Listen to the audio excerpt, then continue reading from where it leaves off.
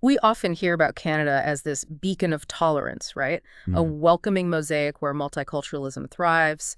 It's an image many of us grew up with, almost took for granted. But today, I'm genuinely curious.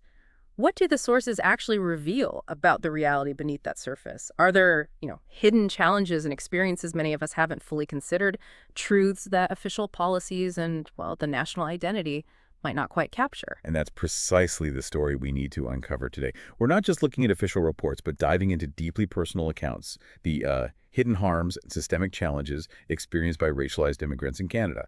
To do that, we're drawing from two incredibly compelling sets of source material, a truly foundational oral history from the 1980s, and then we'll jump forward to the powerful literary voices that sort of burst onto the scene in the 1990s. Okay, so our mission for this deep dive is to explore how these sources offer a crucial, unfiltered alternative perspective to those official accounts. They lay bare the lived realities of discrimination, and what's truly insightful, I think, they show why these historical insights remain incredibly relevant for understanding contemporary Canada. This is going to be a journey through authentic voices and experiences that shaped a nation. Let's start digging in. So let's begin with a landmark work. Rivers have sources, trees have roots. Speaking of racism, published back in 1986, this book isn't your typical academic text, is it? It's a groundbreaking Canadian oral history project. It documents the stories of immigrants and racialized individuals, including Black, Indigenous, South Asian, and Chinese communities from the 70s and 80s. Its subtitle truly says it all. It lets the voices of everyday people speak directly. Exactly. And what's crucial here, if we connect this to the bigger picture, is the historical context. This book emerged during a period when Canada's multiculturalism policy, officially adopted in 1971, was being lauded globally. Yet even as it was praised, the very immigrants it aimed to serve were simultaneously reporting deep racial inequities. Rivers have sources, trees have roots, truly served as a grassroots counter-narrative, offering a vital and often unsettling contrast to the official government reports of the time. Really made people confront a different reality. Right. Given that powerful context, what were the key experiences documented in the book? How was it structured to really capture those diverse voices and reveal these hidden truths? Well, the book is brilliantly organized thematically, presenting a kind of mosaic of immigrant experiences. It details the initial hurdles faced by newcomers under arrival and settlement experiences.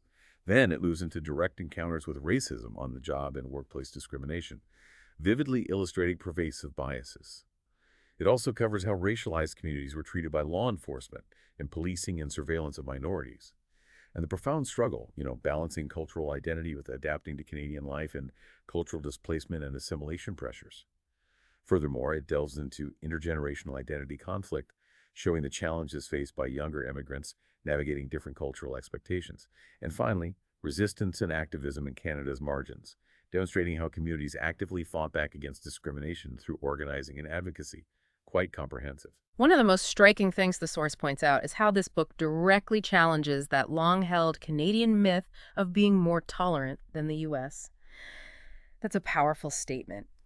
Could you explain how the book manages to illustrate what we now recognize as institutional racism?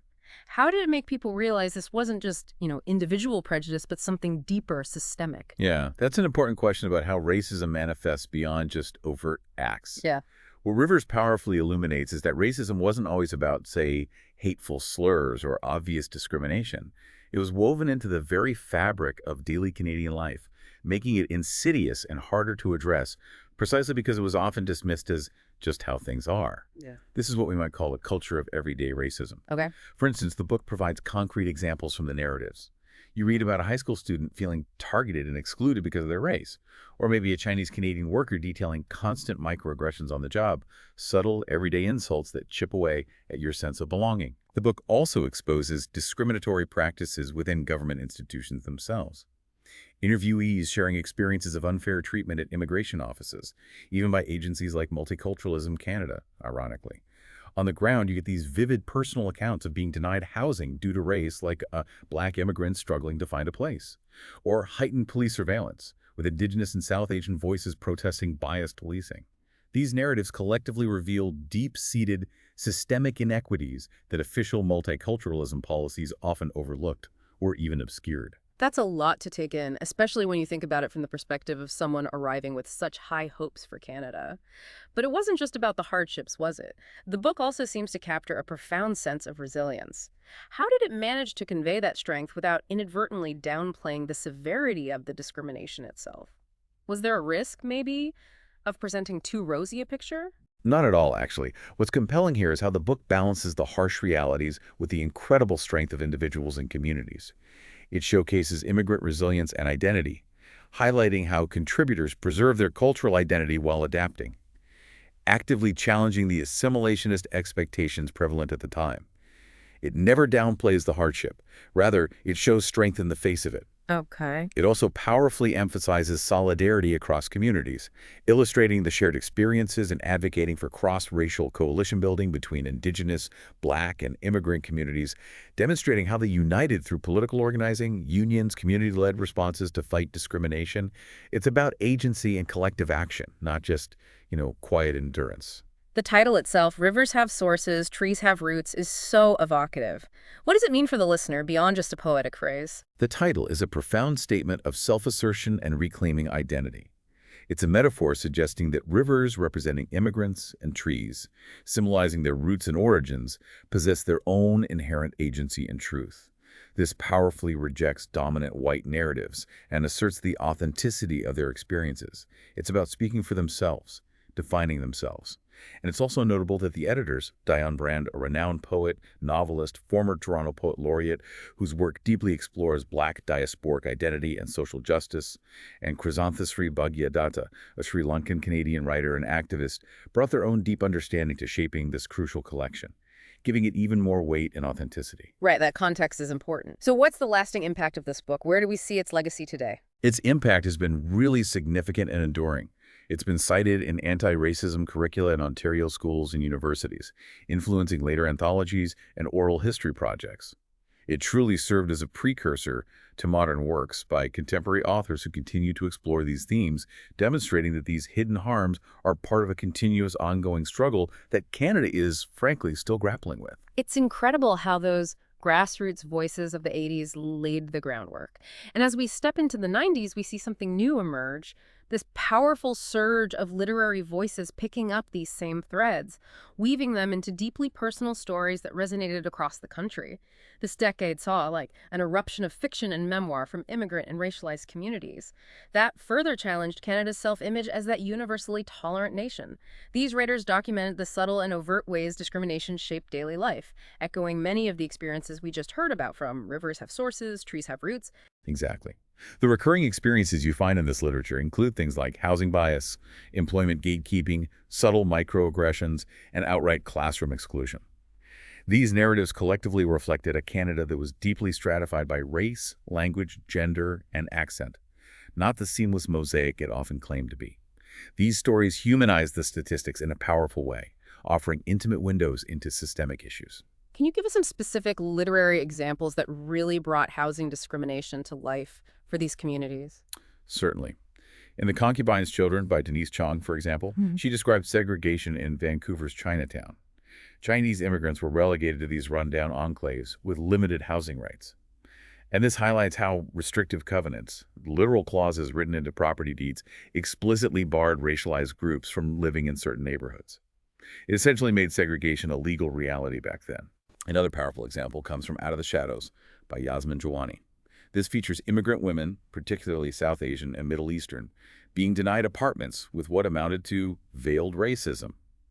Landlords using excuses like lack of references or no pets, which forced many into overcrowded or unsafe housing situations.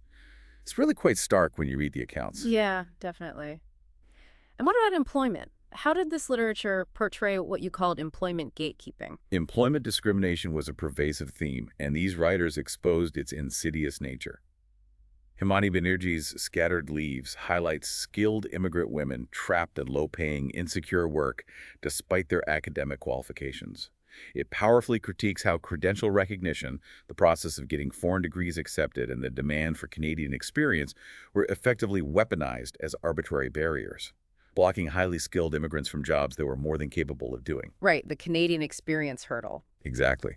And Ronaldo Walcott's Black Like Who explores the persistent underemployment of Black Canadians, their stereotyping often as entertainers or criminals, and the denial of leadership roles, often coupled with workplace hypersurveillance. Then in Out of the Shadows, you hear from refugee and immigrant women who recounted being hired for diversity optics, to check a box, but then they were relegated to menial roles, facing bullying, dismissive managers, and being consistently passed over for promotions in favor of white colleagues. So it wasn't just about jobs and homes, but also about the everyday experience, like in schools. How did these literary works depict discrimination in education and the impact of those seemingly small but incredibly hurtful microaggressions? Yeah, the literature vividly portrays school-based microaggressions and cultural erasure. In Paper Shadows by Wei-Sun Choi, we see the alienation of a Chinese-Canadian child in school. Teachers mispronouncing names, mocking home food, and that recurring insidious question, where are you really from? Positioning the child as a perpetual foreigner, even in their own country. Oh, that question. It's grating, isn't it? And the anthology, The Other Country, shows how South Asian and Black students were often streamed into non-academic tracks or ESL programs, regardless of their actual performance, creating long-term educational barriers and contributing to income gaps.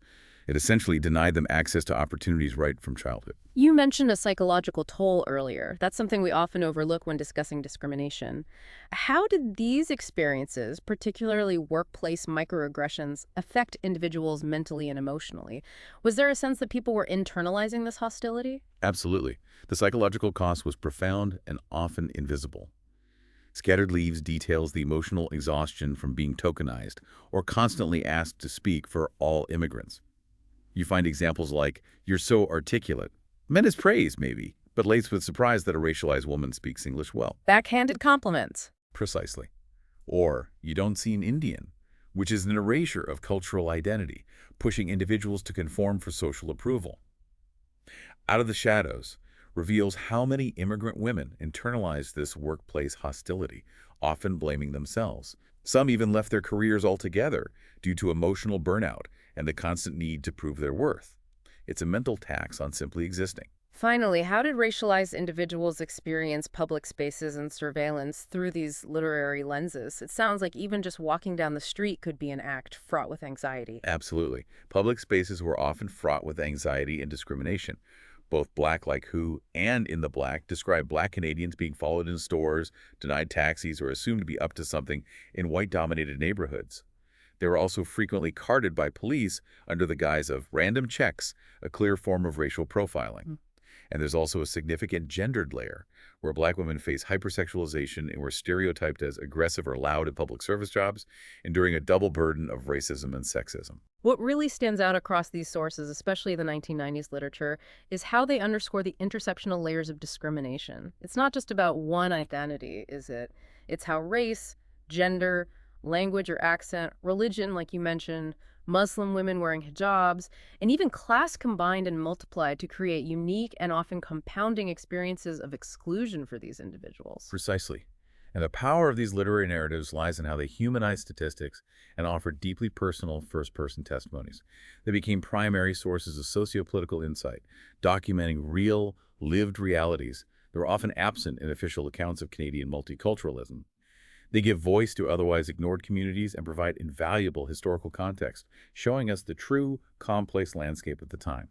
As we bring this deep dive to a close, it's abundantly clear that both rivers have sources, trees have roots, and the rich literature of the 1990s provide a powerful and unfiltered counter-narrative. A counter-narrative to that idealized image of Canada as a seamless multicultural utopia. They paint a picture of a nation really grappling with its own internal contradictions.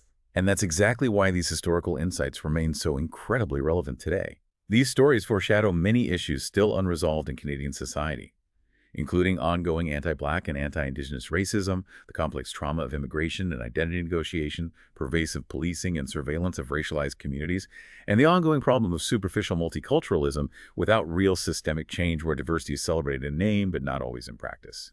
tokenism, essentially. Right. So, after this deep dive, what does it truly mean to be multicultural if these invisible wounds and systemic barriers persist?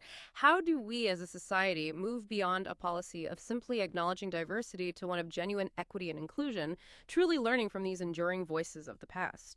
It's definitely a question for all of us to reflect on as these historical struggles continue to inform contemporary discussions about race, identity, and justice in Canada today.